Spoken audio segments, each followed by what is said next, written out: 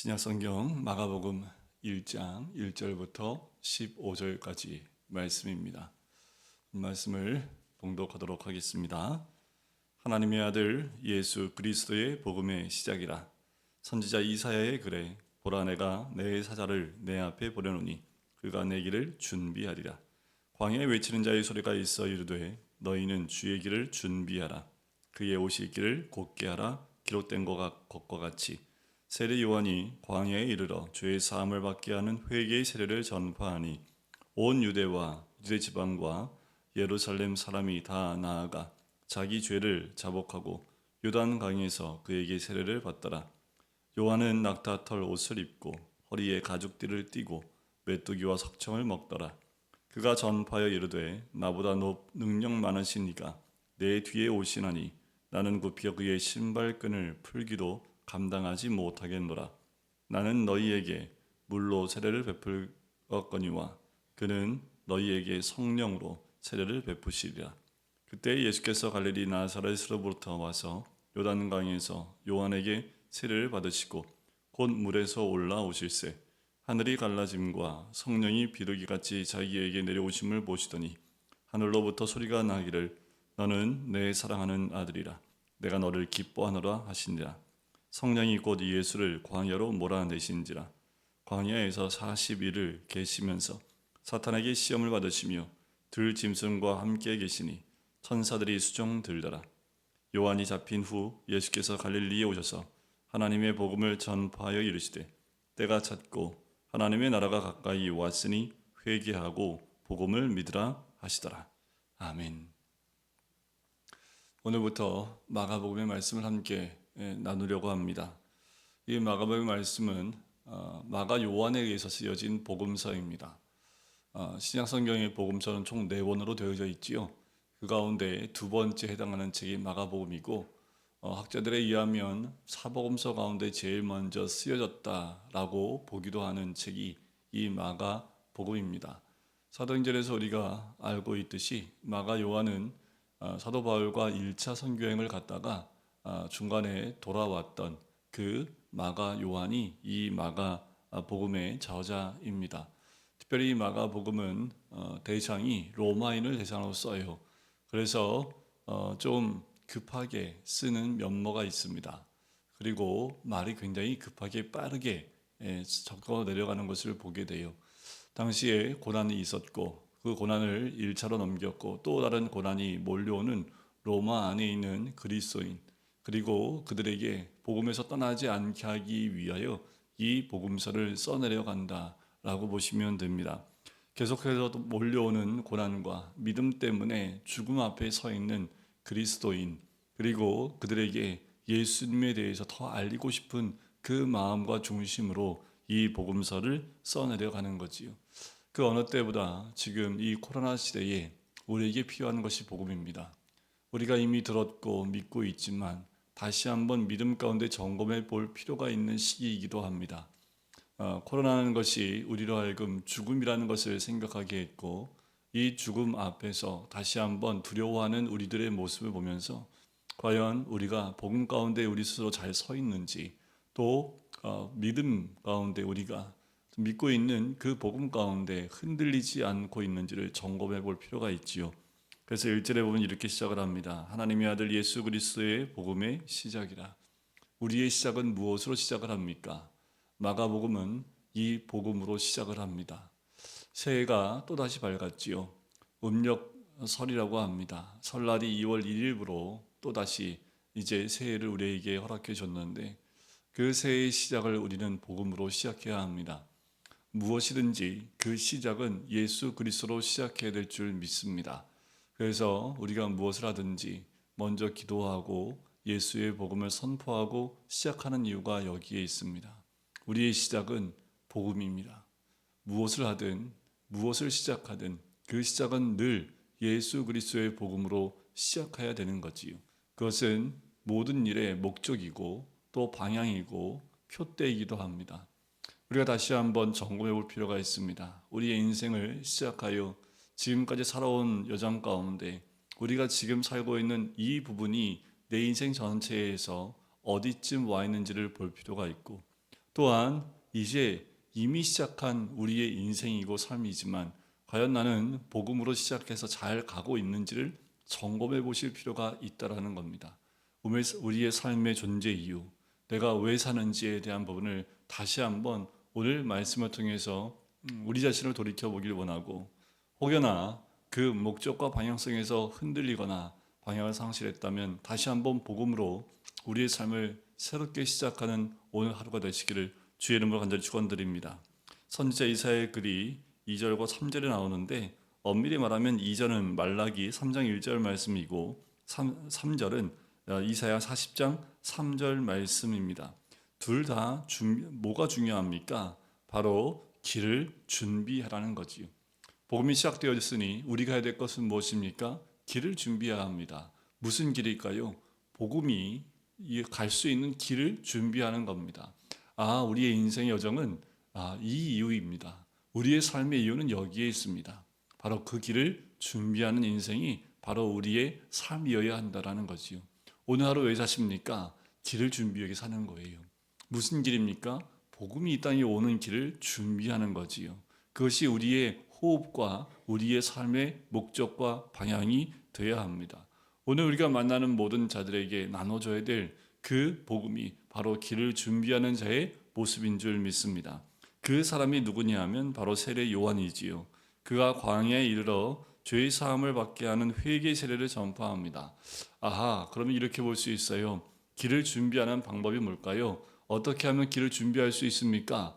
바로 세례 요한처럼 죄의 사함을 받게 하는 회개 세례를 전파하는 겁니다.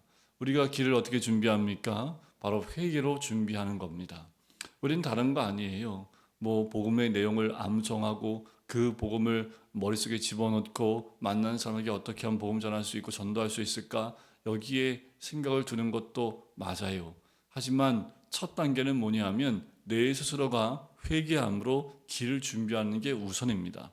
내 안에 예수 그리스도가 오신다라는 것은 내 죄를 깨닫고 그 죄를 주께 고백함으로 주님이 나에게 오심을 열어두는 거지요. 첫 번째가 내 자신이 먼저 그 길이 되어지고 주님이 내 마음의 길에 오셔서 내가 먼저 그 복음에 접하고 그 복음을 전하기 위해 준비하는 것, 그것이 우리의 모습이어야 하는 거지요. 그래서 세례 요한이 죄의 사함을 받게 하는 회개 세례를 전파하고 있는 겁니다. 그랬더니 사람들이 어떻게 해요? 반응하기 시작을 하지요. 세례받기 위해서 옵니다. 그 말은 뭐예요? 회개하기 위해서 온다라는 거예요. 그 요한은 다른 게 없습니다. 그의 삶에 묶여 있는 것도 없고요. 그 삶을 붙들고 있는 것 아무것도 없어요. 그냥 그가 가지고 있고 입고 있는 것이 뭐예요? 낙타털옷과 가죽띠, 그리고 먹는 것도 메뚜기와 석창입니다. 그의 삶이 오직 복음으로 시작하기 위해서 준비되어져 있는 삶이라는 것을 볼 수 있는 거지요. 자, 그가 전파합니다. 그래서 뭐라고 얘기를 합니까? 나는 아무것도 아니라는 거예요.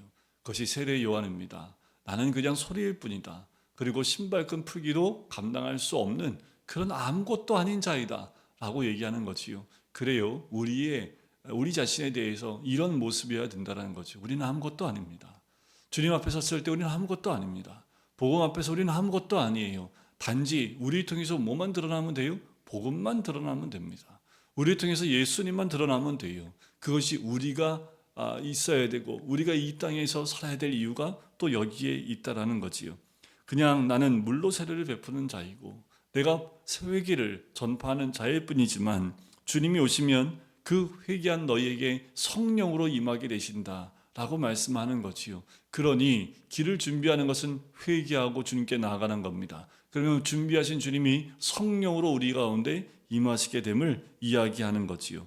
자, 그때에 예수께서 갈릴리 나사렛으로부터 요단 강에서 요한에게 세례를 받으십니다. 예수님도 그 회개의 세례 가운데 나오신다라는 거지요. 자, 이런 의미는 뭡니까? 복음이 왔어요. 예수님이 왔어요. 근데 예수님도 동일하게 우리와 같은 모습 오셨다라는 겁니다. 우리와 동일한 길을 걸어가신다라는 거예요. 그것은 무엇을 의미합니까? 예수님이 나와 같이 되어서 나와 같은 삶을 살고 나와 동일한 모습으로 살아가고 계신다라는 의미예요. 단 한 가지 다른 건 뭡니까? 그 예수님이 올라오실새 하늘이 갈라져요. 성령이 비둘기같이 내려오심을 보고 하늘에서 소리가 난다라는 거예요. 우리와 주님과 다른 것은 뭐예요? 하늘이 열리고 하늘이 갈라진다라는 겁니다. 진리가 하늘로부터 오셨다는 것을 암시적으로 보여주고 있는 거지요. 하나님이 바로 예수님이 하나님이시고 그분이 하늘에서부터 오셨음을 우리에게 보여주는 것뿐만 아니라 성령이 늘 함께 하시는 그 분인 것을 보여주시는 거지요. 그리고 하늘에서 나는 소리는 내 사랑하는 아들이라 내가 너를 기뻐한다 말씀하시는 거지요. 바로 우리 주님이 우리와 다른 모습이지요. 늘 주님과 함께 하시는, 하나님과 함께 하시는 하나님의 아들이심을 우리는 이 말씀에서 볼 수 있게 됩니다. 근데 참 아이러니한 건 뭐예요? 성령이 임하시니까 바로 성령이 예수님을 광야로 몰아내십니다. 이제부터 이 이후부터는 우리의 삶과 동일하게 가시는 예수의 삶을 보게 됩니다. 우리가 걸어가는 삶과 동일해요. 우리가 예수 그리스도를 믿음으로 천국 가는 인생이 되었지만 우리의 현실과 우리의 삶은 다 어디에서 머물러 있습니까? 광야에 머물러 있지요. 그래서 우리 예수님이 광야로 가십니다. 그냥 가신 게 아니라요, 광야로 몰아내신다라는 거예요. 예수님도 급하게 가신다는 모습을 볼 수 있지요. 40일을 계시면서 시험을 받으세요. 우리 인생이 시험을 받는 것처럼 예수님도 시험을 받으셨다라는 거지요. 이것이 우리에게 위로가 됩니다. 예수 그리스도, 복음이신 예수 그리스도, 말씀이신 예수 그리스도도 이 사단의 시험 가운데 놓여 있었다라는 거지요. 하지만 그 시험에 실패하신 분이 아니라 그 시험에 승리하신 분이지요.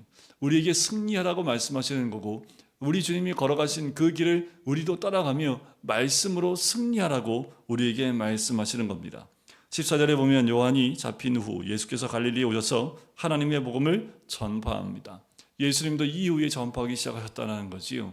시험을 이기고 그리고 그 시험에서 승리하고 복음을 전파하기 시작하는데 그 복음이 무엇입니까? 15절에 보면 때가 찼고 하나님 나라가 가까이 왔으니 회개하고 복음을 믿으라는 거지요.